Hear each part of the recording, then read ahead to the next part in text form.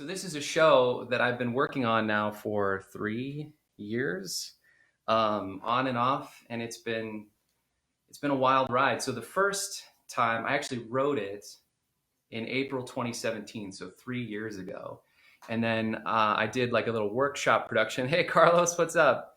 At the Barrow Group Theater here in New York City, and that went pretty well. It was like an hour long, and then in November I got invited to be part of. Hey Rob, I see you on Instagram there. I got invited to be part of this solo show festival. But the only thing was it had to be cut down to 25 minutes. So I performed in November, and I think everything went great, and it was a great exercise in like figuring out what the story is, like what the heart of the story is supposed to be. Hey Sydney, sorry, I'm just seeing all these people come in. This is great. Let's wave to you. Oh, my computer thought I said hey Siri. Does that happen to Hello. you, Sydney? Does your computer always think that you're saying Siri? That's amazing. Anyway, so this festival, I cut it down to 25 minutes. I think it went really well. And so now I'm just going to kind of perform a little bit of an expanded version of that. So I'm expecting it to go for about 35 minutes. It shouldn't be much longer than that unless I totally go off the rails, which hopefully it won't. Awesome. Awesome. This is very cool. Thanks everybody for joining me. So, all right, that's interesting. Hey Britt, if you don't mind texting my dad, he just texted me, can't figure it out. So technical difficulties, everybody.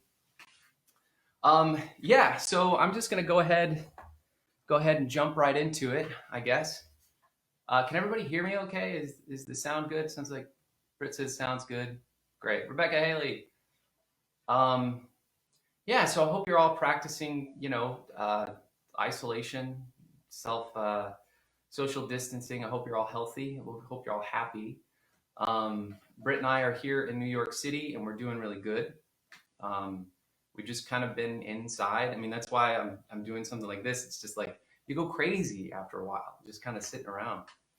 Um, and we were debating on whether or not we wanted to leave New York City, and it was a tough decision for me because it seemed like there just like wasn't a good solution either way. It was stay or go, and it didn't seem like either one really was a positive outcome. And for me, it actually reminded me of a decision that my parents had to make all the way back in 1994, which is 26 years ago now. Let's see, they'd been married for 11 years. They had three handsome boys. They were living in this beautiful two-story home in Lancaster, California, in the suburbs. But they were struggling. They were arguing all the time. The mortgage was upside down on the house, and life in the suburbs for like a small town girl like my mom just it didn't seem worth it. So as a last ditch effort, they decided to move from Lancaster, California to Pinehurst, Idaho. And that's the story I'm going to tell tonight.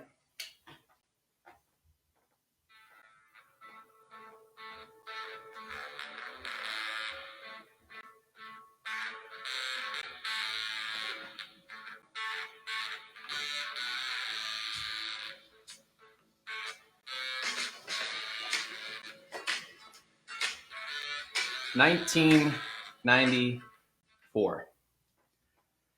I'm this sickly, pale, shy, asthmatic kid. I'm 8 years old. I've got three brothers. I'm the oldest, or two brothers, excuse me. DJ, he's 5. Zach, he's 3. He's really cute. My mom and dad are both working a lot. My mom is starting a business called the All American Paper Supply Company, and my dad is commuting to the Department of Water and Power in Los Angeles every day. They're really busy, and they don't have a lot of time to look after us kids, which is why my grandma Darlene, my mom's mom, moved in to live with us. She was going to take care of us. So it was all 6 of us living in this beautiful 2-story home in Lancaster, California. And then on January 17th, 1994, the Northridge earthquake happened.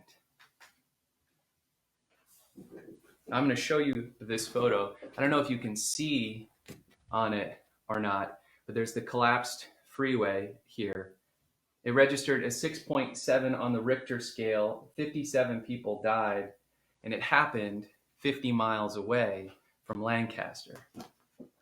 My parents, they were away at this hotel and casino at the state line between Nevada and California. It was kind of their thing. They liked to do that. But I was at home. I was asleep in bed. And then Grandma Darlene, she rushes into my room and she shakes me awake. And the first thing I notice is this deafening crumbling sound. And then I make my way to the top of the stairs and I notice that they're snaking side to side. And then I start to work my way down the stairs and I happen to look up and there's this chandelier and it's swaying above my head. And I just, in horror, freeze. And I think this is the moment that I go. And then Grandma Darlene, she runs by me with Zach and DJ in her arms and she bounds down the stairs and she yells back at me and she says, "Get downstairs."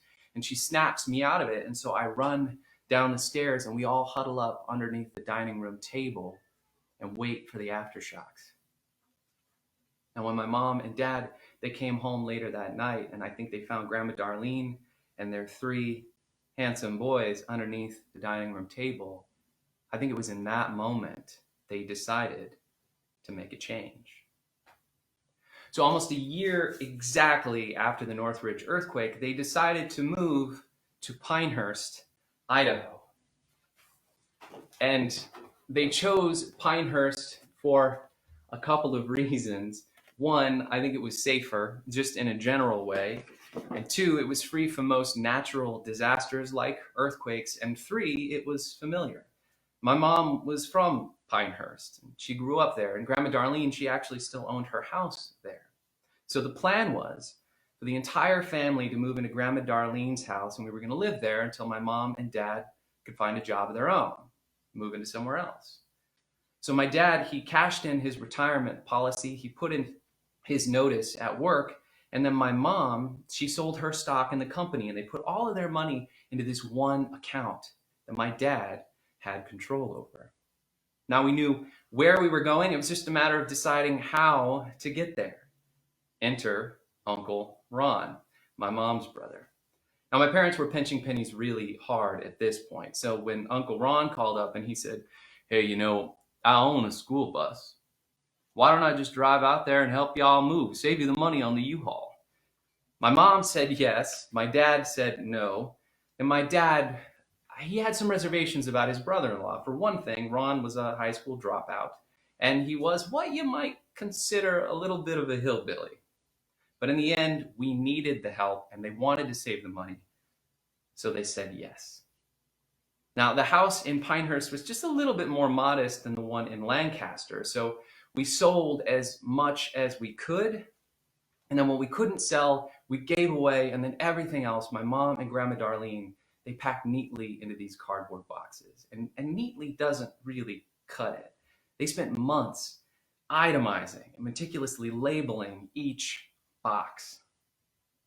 Now, the plan was for Ron to show up on April 6th, 1995. Now, when he gets there, he's going to back the bus up, and we're going to take everything out of the house, and we're going to put it in the back of the bus, and then we're going to drive away. So April 6th, we wait for Ron. And we wait. No Ron. April 7th, we're waiting for Ron, and he doesn't show up. April 8th, I'm on the front lawn. I think I'm playing with some action figures or something. And then I see it. This rusty old school bus round the corner of our neighborhood. It's caked in dirt. It's hideous.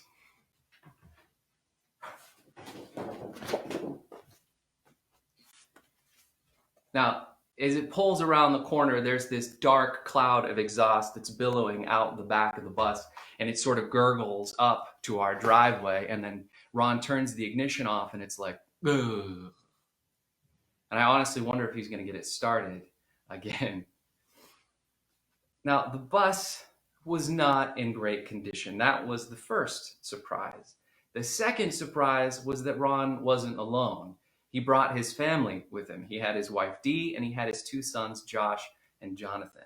Josh was 13, Jonathan was 11. These are my cousins. And the third surprise was that the bus was in no way ready to go. It still had the seats in the back. And not only that, but Ron had constructed these DIY beds as well out of like scrap pieces of lumber. And this is where I want to tell you a little something personal about my dad. And I hope it's okay, Dad. But he's this big guy. He's 6'3", he's 225 pounds. And he was dealing with a couple of things at the time. He had recently been diagnosed with type 2 diabetes. He was dealing with depression, and he was struggling with undiagnosed obsessive compulsive disorder. So he could get mad at the drop of a hat, and he would obsess about it for hours. And the white hot rages of anger from my dad, they were so frequent that my brothers and I, we still sort of laugh about certain dad-isms today. I mean, one of them, if you have kids, or if when you were a kid, you're probably familiar with really wanting a toy. And then, your mom or your dad, they buy it for you, and then you get it home, you have it home for about 5 minutes, and then you break it. Well, my brothers and I are guilty of this on more than one occasion. And each time my dad, he would get really angry. And then he would walk around the house and he would do this thing where he's like, you know what? I might as well take money out of the ATM. Just take money out of the ATM and throw it into the street. Just throw it into the street. And he would do that. He would mime throwing money into the street. And every time he did that, I just imagine my dad in like a musical, and he's moving around and he's dancing and he's just throwing money into the street. And then these people are like, yeah, that's great. Another dadism, he commuted to the Department of Water and Power in Los Angeles every day. So he had to wake up really early, and he'd get up and then he'd get ready, and inevitably he would be running late. And as he's about to walk out the door, he would reach for his keys and they wouldn't be there. And so he would get frustrated looking for them, and he would huff and he would puff and he would wake the whole house up. And then pretty soon we're all helping him look for these keys. And my mom would say something like, well, where was the last place you remember having them? And he would say, well, if I knew that, I wouldn't have to look for them, now would I? And then my mom would say, well, you don't have to yell. And then my dad would say, I'm not yelling, I'm expressing myself. And one time that he expressed himself to me, he had this bottle of aftershave. I loved this bottle of aftershave. It was black. It was made out of glass. It was shaped like a train. Had this wooden cork. And I would sneak up into his bedroom when he was at work and into the bathroom, and I would grab this bottle of aftershave off the counter, and I'd pull the cork off it, and I would smell it. And the thing is, my dad's dad had given it to him, and I imagined that one day he would give it to me. And so one day I'm up there in the bathroom, and I grab this bottle of aftershave, and I pull the cork off, and it slips out of my hands, and it breaks. I don't know what to do, so I look for some toilet paper, and I grab it, and then I wipe up the aftershave, and then I put the bottle back on the bathroom counter, and I put it together like maybe it's not broken, and then I go about my business. I forget about it. Well, 7 o'clock that night, my dad comes home. He goes into the bathroom and he sees that the aftershave is broken, and he immediately knows that it's me who did it. And I'm downstairs and I'm doing something, and all of a sudden I hear, Matt! And I know I'm in trouble. And 5 minutes later, we're standing on the stairs. My dad is a step above me and I'm a step below, and his face is getting closer and closer and closer to mine as he's telling me, I don't have anything nice. Everything nice I have, you break. And I can see the veins in his neck and in his forehead. They're bulging. His face is super red. And then I don't see my dad anymore. I see this combination of Yosemite Sam with the mustache and then the cowboy hat and the Tasmanian devil combined, and they're like spinning. And I laugh. Well, that was the wrong thing to do, because my dad, he moves his face in even closer to mine. He gets really serious and he says, you think this is funny? You broke something of mine. I'm going to break something of yours. Go get your favorite toy. And so I'm thinking, what toy can I spare? What toy can I spare? And I go into my room, and then I see it. And it's this Robin action figure, and I reach for Robin and I grab it and I take it to my dad and I hand it to him. And he takes Robin and he looks at it and he says, this isn't your favorite toy. I said, get your favorite toy now. And so I run to my bedroom, and I know the toy that he wants me to get, but I just don't want to do it. And finally, I decide to make a plea for mercy, and I grab Batman, and I take it out to my dad, and I hand it to him. And he's got Batman in one hand, Robin in the other. He puts them together, he looks me right in the eye, and he says, "Let's see how you like it." And he breaks them.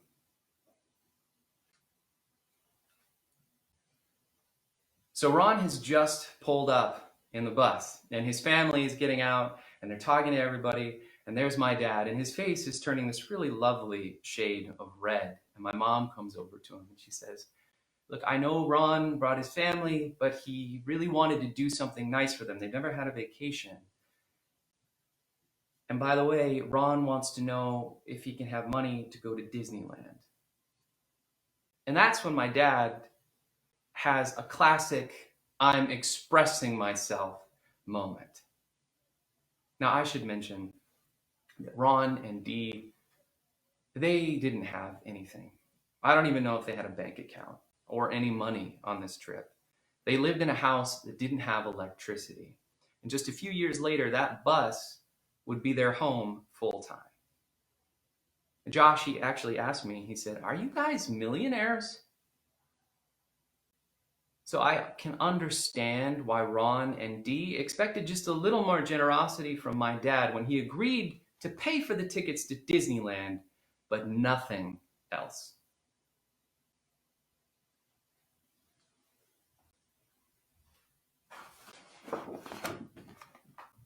Now, we don't have any photos from that trip to Disneyland, but I can tell you, it was a very long, it was a very tired, it was a very hungry day at the happiest place on earth.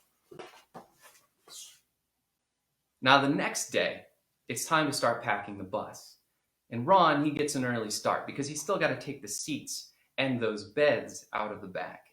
And so he goes into the quiet of our neighborhood right around 7 a.m. and he's got his boombox and he takes it out there and he starts playing classic rock music, quietly at first.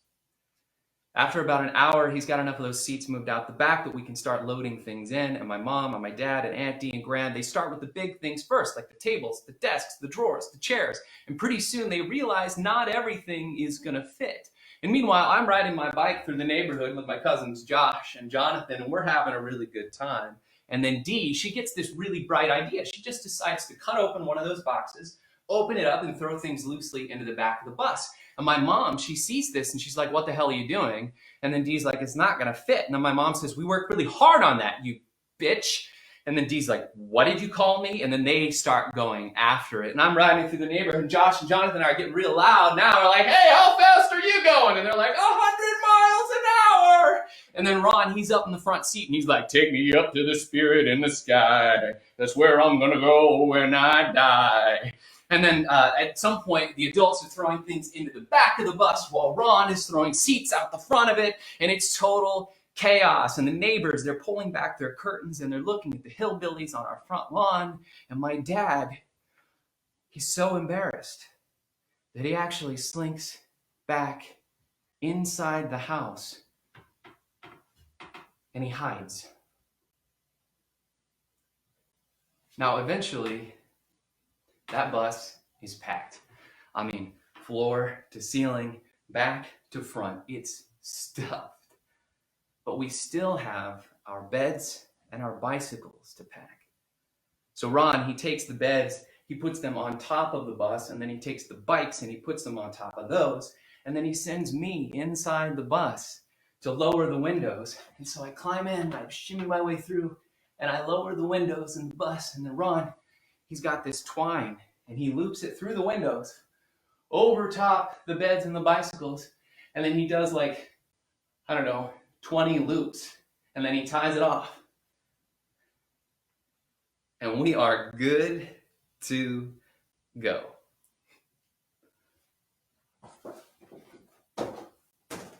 Now, there are 3 vehicles. There's the bus, and I'm inside the bus with my cousins Josh, Jonathan, Ron, and Dee. We also have a puppy at the time and named Gypsy. Gypsy's in the bus with us. And it's so packed full of things that we actually have to sleep in piles of our own clothes. And there's also the Daihatsu, and it's this red Japanese compact. It's stuffed so full of things. And my mom is driving that car with Grandma Darlene beside her. And in the middle is our cat, Charcoal.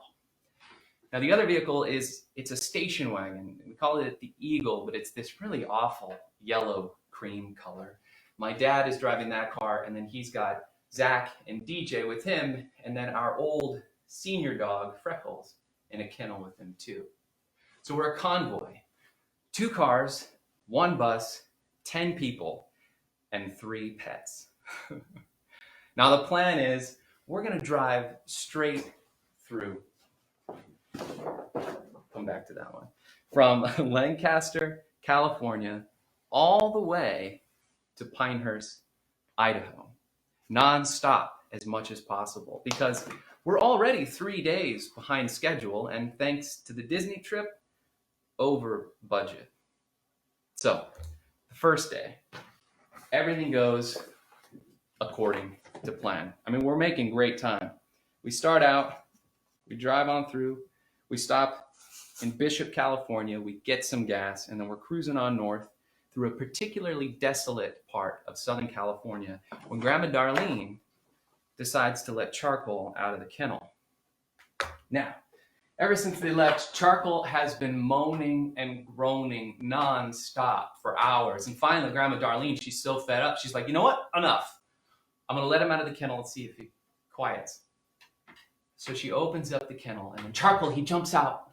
And then he grabs onto my mom, and she's driving, and he's on his arms. And then Grandma, she grabs him off my mom, puts him back in her lap, and then Charcoal goes back onto my mom, and then this goes back and forth for a few minutes until finally Grandma Darlene is like, all right, enough. He's going back in the kennel. But then Charcoal starts to behave. He starts to purr. And then he starts to work his paws up Grandma Darlene's chest. And then he's got him right here on her collarbones, and he's got his eyes closed, and he's purring, and Grandma's like, oh my God. And then Charcoal, he opens his eyes.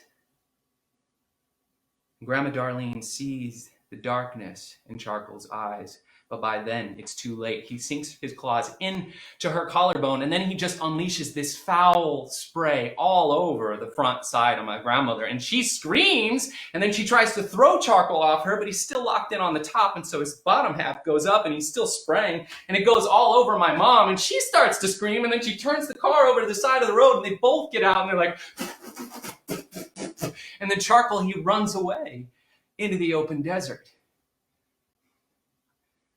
And when I get there in the bus, a few minutes later, we pull up. We can't figure out what's going on because my mom and Grandma Darlene, they're laughing so hard, they're crying. Now we look for a change of clothes in the bus, but everything is so far to the center that we can't find anything from my mom and Graham. So Ron, we've got to get back on the road. So Ron, he grabs a blanket, he puts it over the seat of the Daihatsu. And then my mom and my grandmother, soaking wet, they get in the front of that car. And they roll down the windows. And then they start driving. And just as soon as they do, Charcoal starts to again. And they both turn back to him at the same time. And they say, shut up! And then we continue on. And we actually make pretty good time. So we make it into Nevada, right about to the center of the state. There's this town called Winnemucca. It's right off Highway 95. And we pull in for the night at this little hotel casino called Winners. Now, my mom and dad, they go inside the casino to spend a few dollars at the slot machines. Grandma Darlene, she looks for a change of clothes. I think she finds like a pair of sweatpants of my mom's and an old flannel of Ron's, and then she goes inside to get changed. Zach and DJ join Josh and Jonathan and I inside the bus, and we do some male bonding. Josh teaches us what it means to get to third base, and eventually we go to sleep. And when I wake up the next morning, I can hear the adults whispering outside the bus.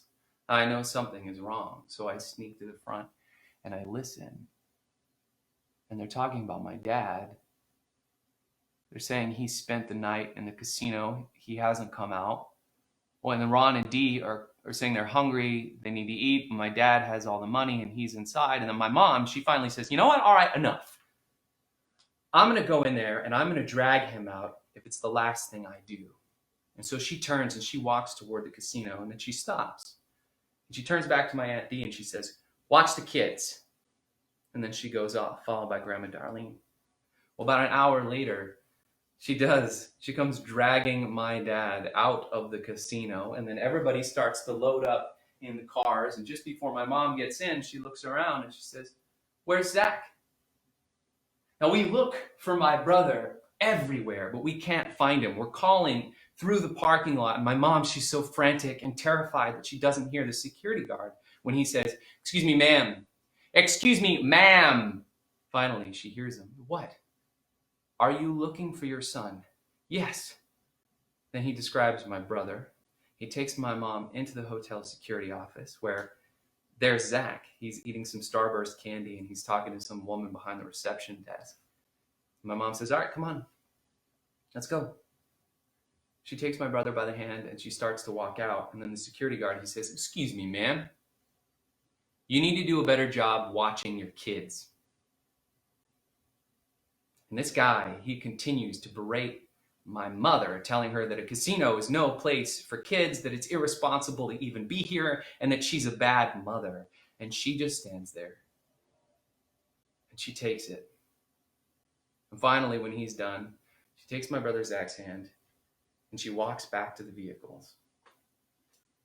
And everybody gets in, and just before she gets into the wet seat of that Daihatsu, she turns to my Aunt Dee and she says, I told you to watch the kids. And then we're back on the open road. Now, we got a little bit of a late start, but we do all right. We cruise up through Nevada. We actually go into Oregon, just this little corner here. And we're just about to get to Idaho. The bus is cresting this hill. We've been going up at about 25 miles an hour. All the windows are down in the bus. The wind is whipping through my hair. And then Ron is just like playing some classic rock music on the steering wheel. And Josh is telling me a joke. He says, hey, spell ICUP. Okay, easy. I-C-U-P. He says, you see me pee? Gross, you perv. And then boom, and this, ow, it's in the arm. And then he's, and while he's laughing, we hear this loud pop sound. And then the bus does this like shimmy thing. And then Ron, he doesn't even miss a beat on the steering wheel. He just shifts it into neutral and he says, ain't nothing but a thing. Flat tire. So we coast from the top of this hill all the way down into this little town called Jordan Valley. And wouldn't you know it, there at the bottom of the hill, there's a gas station with an auto shop. So Ron, he pulls the bus over into the auto shop. He gets out. He waves down an attendant. The guy comes over. They both kind of point out behind the auto shop, and then Ron goes off to find a tire. Well, my mom pulls up in the Daihatsu just a few minutes later. She gets out, and Dee comes rushing over, and she's saying, hey, look, the kids are hungry. We don't have food. We don't have money to get some food to eat. Can you just give us some money? And my mom says, you've got to talk to Bob. Bob has all the money. That's my dad. And so he comes pulling up in the Eagle station wagon a few minutes later, and he gets out, and Dee comes over to him, and then he says, you can have $10. And so Dee takes the $10 and us kids, and she goes over to this deli, and we look for some peanut butter and jelly supplies for sandwiches. Meanwhile, Ron, he's picked out his favorite tire, and he wheels it over, and he talks to the attendant, and the attendant says, all right, well, that'll be $50. Ron says, all right, great. And so he goes over, and he asks my dad for $50. And my dad, he's so tired and exhausted from spending the night in the casino that he thinks that there's this conspiracy going on between Ron and my mom and Dee, and they're just trying to siphon money away from him. And so he expresses himself for a few minutes, but then finally he gives Ron the $50. So the guy puts the tire on the bus, and then Ron goes to pay for it, and the guy's like, all right, well, That'll be $75. And then Ron says, 75? You said it was going to be 50. Well, yeah, I'm 50 for the tire, but then 25 to put it on. So Ron has to go back to my dad and ask him for another $25. This does not go well. My dad expresses himself and he does his dance for a little while, and then he kicks up some dirt into the air, but eventually he pays Ron the extra $25. Ron pays the attendant, and then we get back on the open road 4 hours later. But we're in Idaho now, baby. So we cruise, and it gets pretty late at night. And everybody is tired, especially the drivers. And so they pull over into this gas station in Riggins, Idaho. Now, Riggins is this one-road town, but it's popular in Idaho because it sits right next to the Snake River, and it's great for whitewater rafting. But in April, in the early spring, that's when the water is at its most dangerous. Now, I get out of the bus, and to my right is the gas station and its bright lights, and then to my left is darkness. And I can actually hear the rushing water on the other side of the road. Now, my mom and Grandma Darlene, they know they've got to take Charcoal out for a walk. So they fashioned this kind of homemade leash out of string, and they tied it around his neck. And then they take Charcoal, and he gets out of the car, and then immediately he wriggles his neck free, and then he bolts for the other side of the road toward the rushing water. And we call for Charcoal, but he doesn't come back. He's gone. And I just remember that night as I laid down into a pile of my own clothes, just imagining Charcoal as this frozen catsicle bobbing up and down the Snake River. Now, I want to emphasize the fact that we spent the night at a gas station, because the next morning, Ron wakes up very early. I wake up with him. We go into the gas station, and he buys me a cup of coffee that I get to make myself. It's like the sweetest, creamiest cup of coffee I've ever had in my life. And so we pick out some other snacks. Ron pays for it all in cash. We get in the bus, and we drive. And we're getting a head start, so everybody else is going to stay behind so they can get some rest and sleep in while the bus drives on ahead to Pinehurst. So we get about 25 miles down the road, and then the bus starts to do that thing again. And then Ron, he shifts it into neutral, and he pulls it over, and it just goes, ugh. And then Ron, he says, out of gas. It's all part of the experience. And we wait for my mom to show up. It's like an hour or something. And she pulls up first, thank goodness, in the Daihatsu, and she gets out. Ron fills her in on the details, and she just says, oh, brother. And we're all worried for my uncle's safety at this point, because my dad, the night before, he'd given Ron cash, and he said, fill it up with gas, and I'll see you in Pinehurst. Ron did not put gas in the bus. And so we wait for my dad, and it's very tense. It's very quiet. And finally, we see the Eagle. It's on the horizon. And we see it pull up, and it's going very, very slowly. And then it pulls over to the side of the road next to the bus, and it parks. And then the door opens slowly. And then out steps my dad. And he goes absolutely nuclear. I mean, he does his dance, he kicks up the dirt, he's expressing himself, and I heard him say, and I think the astronauts in space heard him when he said, we spent the night at a goddamn gas station.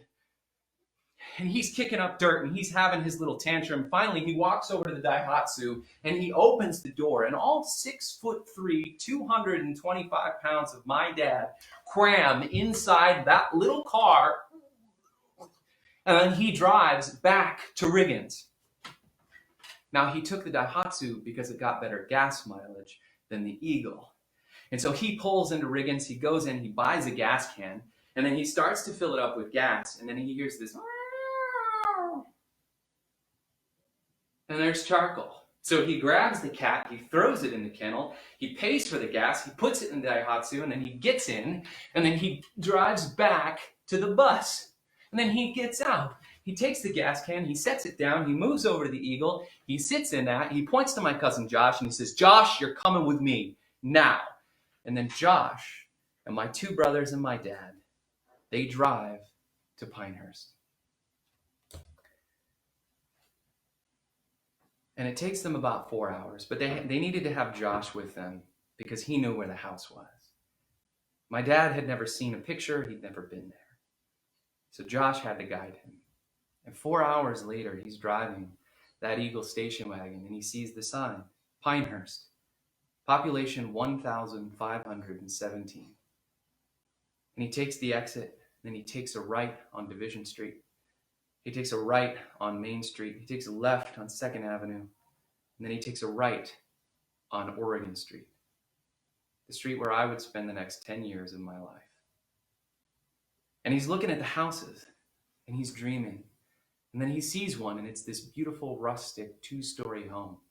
And he dares to dream. And at that moment, Josh, he points and he says, "That's it!" And then my dad's eyes go from the house that he's looking at to the one that Josh is pointing at. And his heart sinks. And he stops the car. And he's quiet for a really long moment. And then finally, DJ says, "It is?"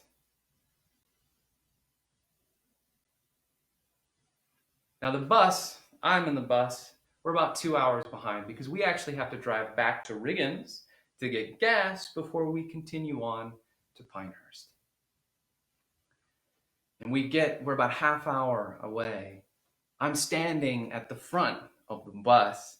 We're going over the 4th of July pass, and I'm watching these Idaho trees just fly by me out the windshield. And I feel like an astronaut on my way to Mars. Like an explorer in uncharted territory. Like anything is possible. And then we get to Pinehurst, and then Ron takes a right on Division, a right on Main Street, a left on 2nd Avenue, and then a right on Oregon Street. And then I see the house. What really should be called a shack. And I immediately want to turn around and go back, but I can't. We committed. I felt a little guilty too, because that's the kind of place that Josh and Jonathan would have loved to live in. Now you can argue whether it was the right decision for my family to move from the suburbs to that house. But that's not the point. The people ask me all the time, they say, "Where did you grow up?" And for a long time, I told them California because I was ashamed of that house, of Idaho. And now I tell them I'm from Idaho because who the hell is from Idaho? But the truth is, I'm not from California. Didn't grow up in Idaho. I grew up on a rusty old school bus going 65 miles an hour up Highway 95. And in a lot of ways, I still feel like that 8-year-old kid standing at the front of the bus, feeling like anything is possible, like life is one great big adventure. And if I ever move from New York, I sure as hell won't do it in a rusty old bus. Thank you.